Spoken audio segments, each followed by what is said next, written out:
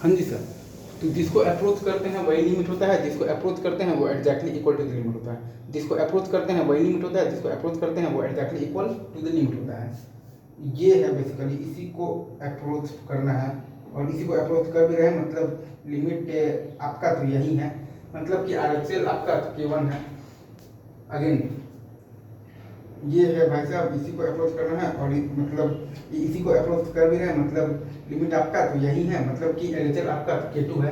तो जब आपका बेसिकली क्या है K1 माइनस K2, ठीक है। वैसे ही हम लोग यहाँ पर देखते हैं, जिसको अप्रोच करते हैं वही लिमिट होता है, जिसको अप्रोच करते हैं वो exactly equal to the limit होता है। तो ये है भाई साहब, इसी को अप्रोच करना है और इसी को अप्रोच कर भी रहे हैं, मतलब लिमिट आपका तो यही है, मतलब कि RHL आपका K1 है। वैसे ही ये है बेसिकली आपका, इसी को अप्रोच करना है और इसी को अप्रोच कर भी रहे हैं, मतलब कि लिमिट आपका तो यही है, मतलब कि LHL आपका K2 है।